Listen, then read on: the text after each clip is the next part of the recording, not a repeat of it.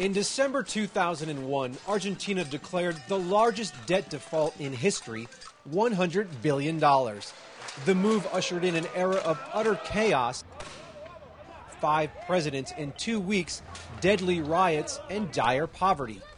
Argentina's enormous debt load, high public spending, and overvalued currency had brought it down, burdens similar to those now carried by Greece. Many have suggested recently that Greece follow Argentina's lead and default and devalue. While Greece's future remains murky, Argentina's recovery over the past decade has been remarkable, with its agro-based economy expected to expand 8% this year. But that growth has come with a cost: inflation. The government insists that we only have an 8% inflation, but we all know it's 25%. Veronica Amsing shops daily at the suburban Buenos Aires supermarket.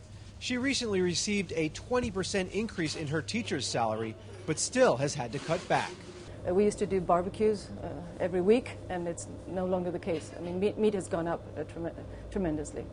And also dairy products as well, like milk and cheese. The Argentine government has been repeatedly accused by economists, investors, and the International Monetary Fund of underreporting inflation data. Shop owner Rafael Aragona says when food companies and suppliers raise their prices, he has no choice but to raise his too. He's convinced the government is lying about inflation.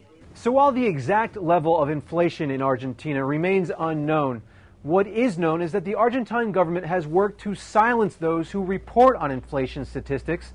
They've subpoenaed information from journalists and levied huge fines against analysts. Orlando Ferreres is a former Argentine deputy economy minister. Earlier this year, the government filed criminal charges against him and fined him $235,000 for publishing inflation numbers that contradict the official stats. It's strange for us. We don't understand very well the idea. Also, the population could check easily in the supermarket the price of goods. Then all the population knows that the inflation is about 23-25% or more. Those numbers would give Argentina the world's second highest inflation rate. But aside from at the supermarket, inflation seems to have had little impact politically. Polls indicate President Cristina Fernández de Kirchner will be re-elected with more than 50% of the votes on Sunday. Her biggest challenge in the next 4 years will be not only to stem inflation, but to restore confidence in the statistics the government uses to measure it. Brian Burns, CNN, Buenos Aires.